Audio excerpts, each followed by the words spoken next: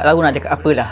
Tak tahu nak cakap apa bila kita tengok game semalam kan. Siapa tengok semalam memang aku tak tahu dah nak cakap macam mana. Dia punya berdebar tu sampai last minute gol.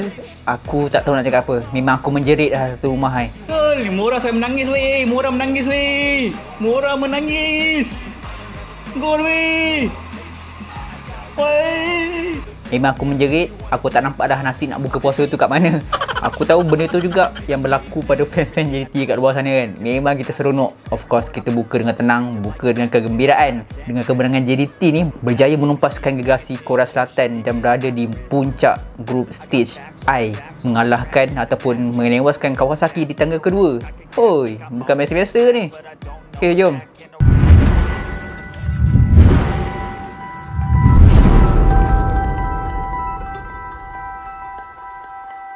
Assalamualaikum, welcome back to Faiz Kamal Studio. Okey, kemenangan yang dinanti-nantikan oleh pengikut JDT dan juga barisan-barisan kejuruteraan JDT, terutamanya pemilik JDT, Tengku Mahkota Johor. Benjamin Mora pun sampai menangis bila tengok curve bola cantik pada Ramadan Saifullah tu berjaya ditepis oleh keeper Usaha Hyundai ni. Aduh, cantik, serius. Ramadan punya shoot memang cantik lah.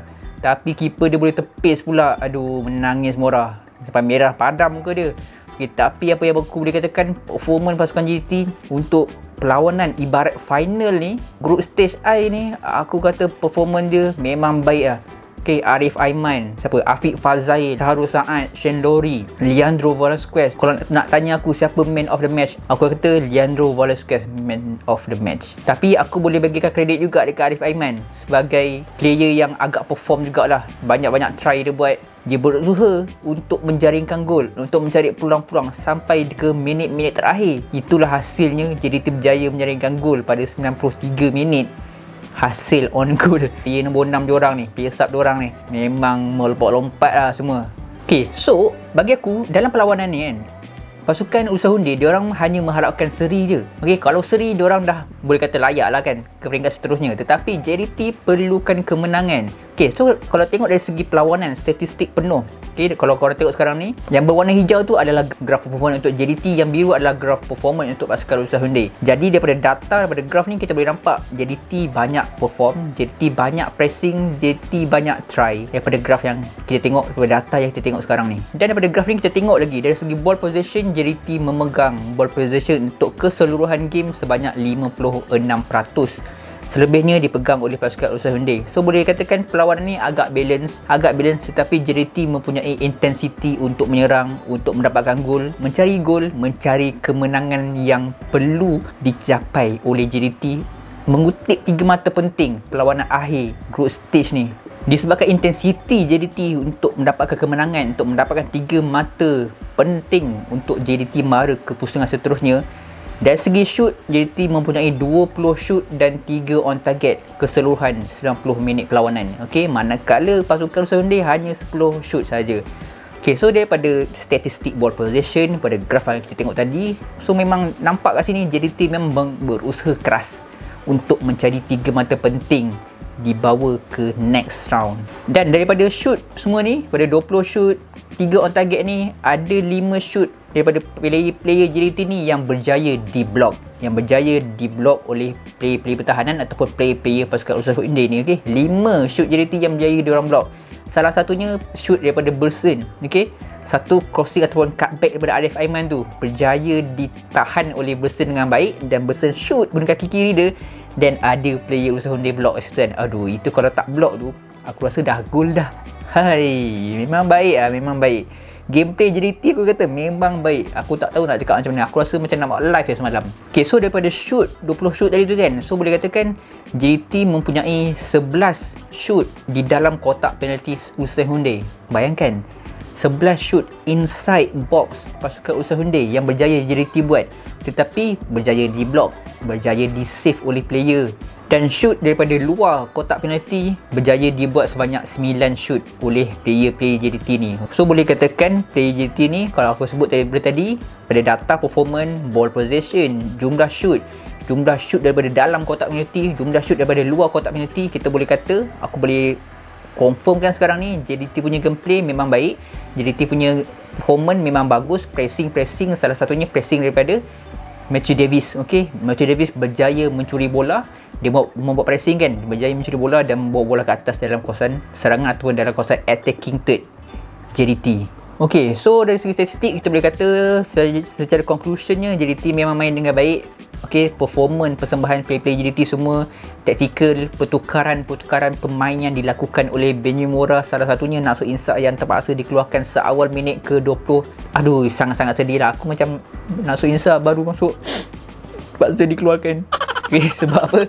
Last 2 match lawan Kawasaki, lawan Gozo, Naksul Insak tak diturunkan kan, tapi ditukarkan dengan Hong Wan. Dan dalam perlawanan final group stage ni pun Naksul Insak terpaksa dikeluarkan, digantikan dengan Hong Wan. Tetapi apa yang aku boleh katakan, persembahan Hong Wan semakin hari semakin baik, babe. Okay, dia berjaya menggalas tugas sebagai defensive midfield dengan baik.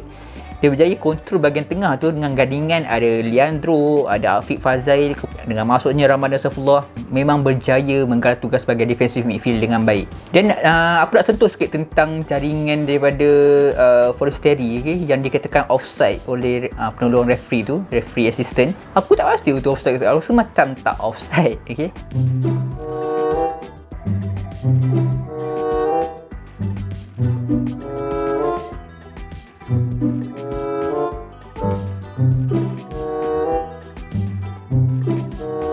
Forestieri berada belakang sikit daripada kaki player defensif Usaha Hyundai tu kan.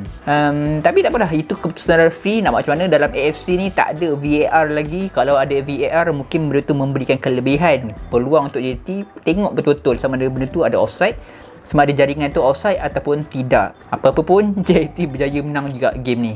Tapi walau bagaimanapun, apa-apa pun aku boleh katakan keseluruhannya JT menang juga dengan gol di pengakhiran minit ke-93 tu, hasil usaha keras daripada pemain muda kita ni, Arif Aiman ni. Ada nombor Arif Aiman tak? Bagi nombor kat aku, nak contact dia. Memang baik ada performance dia. Dia usaha sampai last minit tu. 2 kali dia buat crossing, 2 kali dia buat shoot. First kena block, dan second dia buat sekali lagi.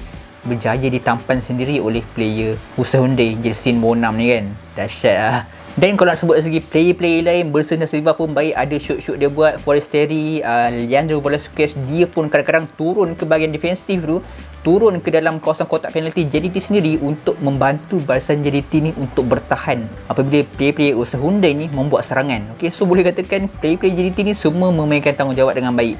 Okay, tak kisahlah dia tu player midfield ke, dia tu player attacking ke, dia tu player forward ke, semua membantu untuk mempertahankan JDT punya gawang, membantu Farizal Malias untuk mengelakkan daripada dibolosi dengan lebih banyak. So keseluruhannya JDT sekarang ni berada di puncak grup stage I dengan 6 perlawanan, 4 kemenangan, 1 seri dan 1 kalah. Okey, so boleh katakan ini adalah satu pencapaian terbaik JDT dalam ICL setakat ni kan. Okey, kalau kita tengok tempat kedua pula grup stage I ni, Kawasaki Frontale, daripada 6 perlawanan, diorang menang 3 perlawanan, seri 2, kalah 1. So boleh katakan performance JDT lebih baik daripada Kawasaki, babe. First match Kawasaki lawan Usaha Hyundai, dia seri 1-1. Okay, then second match dia kalah 3-2. JDT pula lawan dengan Usaha Hyundai, first match menang 2-1, second match menang 2-1 juga. So boleh katakan performance JDT lebih baik daripada Kawasaki. Okay, lebih baik daripada gergasi Korea, lebih baik daripada gergasi Jepun. Okay, so itu dia sedikit komen dan ulasan aku berkenaan dengan perlawanan JDT menentang pasukan Usaha Hyundai. So stay tune, yang korang boleh subscribe sekarang. Sebab apa? Kita tak tahu lagi next JDT akan lawan dengan siapa kan. Okay, so nanti bila dah announce next pusingan kalah mati ni JDT lawan dengan siapa, aku akan buat review ulasan tim tu. Okey, apa dia punya kekuatan, apa dia punya rekod dalam SAL sebelum ni dan juga SAL sekarang ni. Okey, untuk korang semua. Okey, so stay tune next round kalah mati. Baik. I